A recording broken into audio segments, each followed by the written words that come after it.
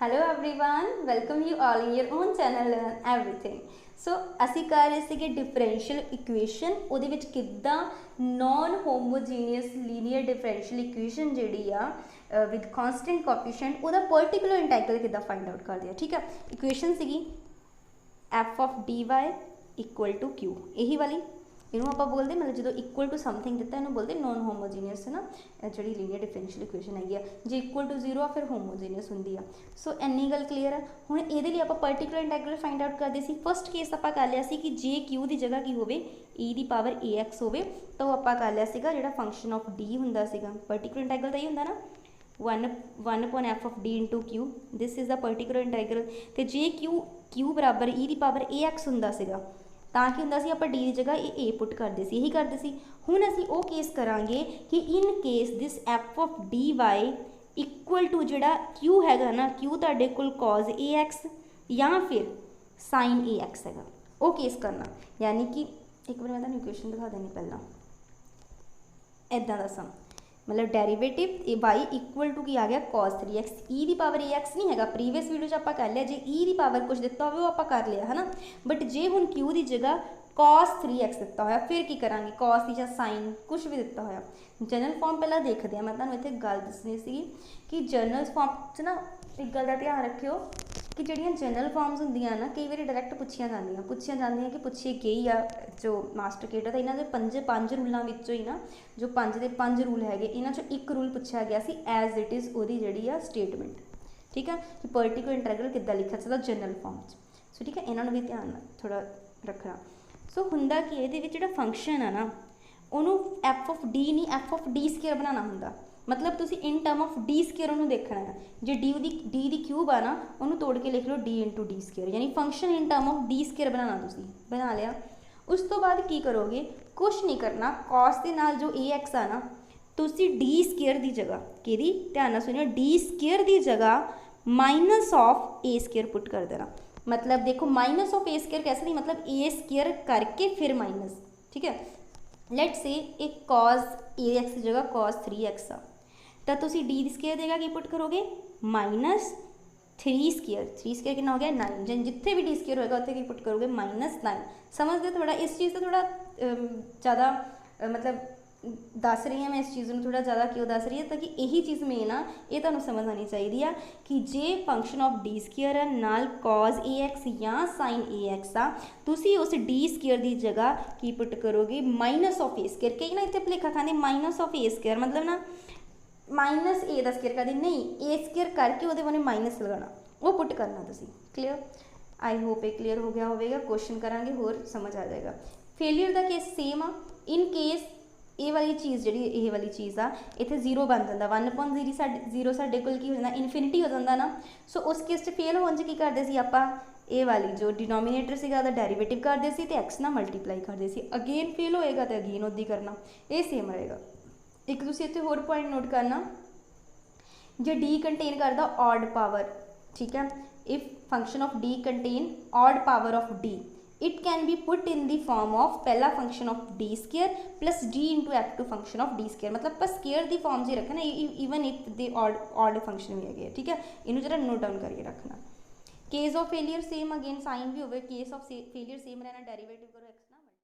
Next असी question देखते हैं, क्वेश्चन दे विच सारी क्लैरिटी हो जाएगी तुहानूं, बहुत ईजी है क्वेश्चन। देखो यस, सानू फंक्शन दिता होया नाल y equal to cos 3x दिता होया। क्लीयर, सानू पर्टिकुलर इंटैग्रल पता कि हुंदा 1/f डी नाल की हुंदा q। हुण q ते सारी गेम आ, जे तां q हुंदा e the power A x फिर तां असीं तुहानूं पता डी की जगह की पुट कर दिंदे सी a, बट हुण की सानू दिता होया आ इत्थे cos 3x, यानी q की जगह की दिता होया cos मतलब cos ए एक्स कह लो cos 3x दिता, यानी ए दी वैल्यू इत्थों कितनी आ गई 3। तो सानू पता जे cos दिता होवे तां इहनूं असीं पहला फंक्शन ऑफ डी स्केयर लिखते हैं, मतलब इन टर्म ऑफ डी स्केयर बना लैंदे, मतलब डी क्यूब आ तुहानूं डी इंटू डी स्केयर लिख लो है ना। तो जिथे भी डी स्केयर हैगा डी स्केयर नूं की पुट कर दे minus of A square, minus of A square, A कितना तुहाडे कोल 3 का स्केयर किया 9। सो जिथे भी डी स्केयर उत्थे की पुट कर दो -9। सो इतने की किया देखो सेम डी स्केयर की जगह -9, डी स्केयर की जगह 9 -9 इंटू -3 प्लस 27 बन गया। सो डी उदी रहेगा क्योंकि डी स्केयर की जगह पुट होना बाकी उदी रहेगा। सो जो अपने सॉल्व किया 0 बन गया, तुहानूं पता 0 बन गया, केस फेल हो गया। केस फेल होने की करते हैं असीं सेम वही पर्टिकुलर इंटैग्रल का अगेन की करते हैं डेरीवेटिव करते हैं। डी क्यूब का डेरीवेटिव 3d स्केयर का -6d -9d का 9 27 का 0 तो multiply with x. Rule fail होने इदा करते सी। ओके जो आप इनू सॉल्व किया डी स्केयर की जगह की पुट कर दिता -9। अगेन हुण केस नहीं फेल होया बट हजे भी साडे कोल इत्थे की आ देखो ये वाली जी टर्म आ कि सॉल्व नहीं हैगी साडे कोल हुण डी बचिया। हुण इह लई की करोगे जो भी नीचे डी आ तुसीं इहनूं की कर दोगे जे तक सिंगल डी बचदा कल्ला 1/d बचदा फिर कोई चक्कर नहीं हैगा ना। नाल डी -18 हैगा साडे कोल इत्थों 3 कॉमन कर लो डी +3 बच जाएगा है ना माइनस भी कॉमन कर लो। जे तो साडे कोल नीचे कल्ला डी हुंदा let's say 1/d cos 3x बचदा है ना फिर तो कोई प्रॉब्लम नहीं सी। तुसीं 1/d का मतलब इंटीग्रेशन करनी होंदी आ जो उपर डी बचे डेरीवेटिव करना होंदा सिंगल बचना चाहिए नहीं सिंगल बचा रैशनलाइजेशन कर दो रैशनलाइजेशन करके सॉल्व हो जाएगा।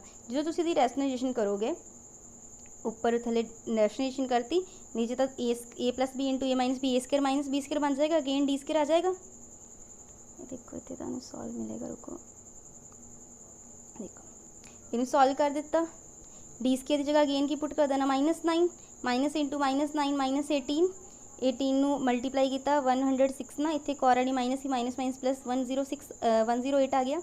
ये की होया नैक्सट देखो ये वाला डी अंदर मल्टीप्लाई कर दो हुण मतलब सॉरी इत्थे मल्टीप्लाई इत्थे cos 3x भी आना सी इत्थे गलती ना को cos 3x नहीं लिखोया cos 3x भी आना सी ठीक है। जो cos 3x नू ये ब्रैकेट च रहेगा मल्टीप्लाई करोगे x डी ये वाला x हत्ता उन्होंने बाहर रखा हुआ x अपॉन इनू सारी मल्टीप्लाई बाहर d -3 तो cos 3x रह गया ना। हुण d नू पहला cos 3x नाल मल्टीप्लाई की इत्थों देख लो तुसीं ज़्यादा क्लीयर हो जाएगा तुहानूं d cos 3x फिर 3 नू करांगे 3 cos 3x इन्नी गल क्लीयर ठीक है। इत्थे एक टर्म मिसिंग है इत्थे cos 3x नाल एज इट इज़ आना सीगा। सो हुण की करना सिंपल डी हो मैं दस्सिया उहदा डेरीवेटिव cos 3x की डेरीवेटिव की हो गया -sin 3x ठीक है नाल 3x का 3 क्लीयर नाल तो ये उदा ही रहेगा बाकी सारा उदा ही है। ये सॉल्व होकर आंसर आ जाएगा कंप्लीट सोल्यूशन लिख लिया के क्लियर। वापस क्वेश्चन पे चलते हैं। फोर्थ क्वेश्चन देखो इदा दिता f(d) सिंपल है f(d) नाल cos ax d की जगह की हुण देखो हुण दिता ही cos अच्छा cos ax भी है cos bx भी है। हाँ एक क्वेश्चन देखो थोड़ा cos ax भी है cos bx भी है। सो इहदा असीं फॉर्मूला अप्लाई करेंगे 1/2 cos a + b × x plus cos a - b × x। सो अलग अलग हो गए। सो एक अलग सॉल्व करोगे इनू अलग। हुण जिथे भी तुहाडे कोल डी स्केयर होएगा उहदी जगह आपां की पुट करांगे देखो d4 मैं लिख सकती डी स्केयर का स्केयर लिख ही सकती डी स्केयर की जगह की पुट करना मैं ये हुण मेरी आ टर्म -a आ ये वाली टर्म जी cos ax होंदा ना यानी इत्थों a मेरे को आ की गया a + b एक्चुअली a जोड़ा सीधा a - b आ गया तो डी स्केयर की पुट कर दी -a² यानी जिथे डी स्केयर होती -a आप स्केयर पुट कर देना क्लियर। ऊपर ऑलरेडी स्केयर सीगा ठीक है फिर रिड्यूस हो जाना -1 सेम इत्थे पुट करोगे। सो इनू आप सॉल्व करांगे मतलब कि साढ़े को पर्टिकुलर इंटीग्रल बहुत बड़ा आ गया बस ये पर्टिकुलर इंटीग्रल अगे सॉल्व ही नहीं करना। क्वेश्चन नंबर 5 देखो सेम f(d) नाल ये वाला हुण देखो इत्थे तुहाडा पिछला कॉन्सैप्ट भी रिवाइज हो जाएगा। ये तो ईजी है ना जे e की पावर होवे q की जगह e की पावर ax होवे इनू कंपेयर करो तुसीं e की पावर ax नाल तो a की वैल्यू -4 आ गई कि नहीं बस इत्थे से d उत्थे जगह की पुट कर देना -4। यही ध्यान रखना जो d पुट करना जो cos होवे d स्केयर की जगह पुट करीदा है ना। सो इत्थे दा ये तो तुहानूं प्रीवियस वीडियो सॉल्व करना आ गया सी तो अलग निकल जाना। इत्थे की करना हुण इत्थे ए की वैल्यू कितनी आ गई 3 तो जिथे डी स्केयर आ डी स्केयर की जगह पुट करोगे -a² यानी -9 ठीक है। इनू फिर अगेन सॉल्व करने का तरीका मैं तुहानूं दस्सिया ही है ठीक है। रैशनलाइजेशन वगैरह करके हुण तुसीं अगेन सारा सॉल्व कर लोगे कुछ भी नहीं है। जे नीचे डी बच जाए तो इंटीग्रेट करना जो उपर डी हो जाए तो वह अगेन डेरीवेटिव कर देना ठीक है। जिदा इतने cos 3x का -sin 3x फिर 3x का 3 4 3 का 12 जे दी साडे को लेट से इदा बचदा 1/d cos 3x फिर की करना सी इंटीग्रेशन करनी सी ठीक है। ध्यान रखियो इहदा तुसीं find the particular integral of इहदा पर्टिकुलर इंटैग्रल तुसीं फाइंड करके मैंने कमेंट बॉक्स के आंसर करो ठीक है। बहुत ही इंपॉर्टेंट हैगा तो ईजी हैगा clear. So thanks for watching.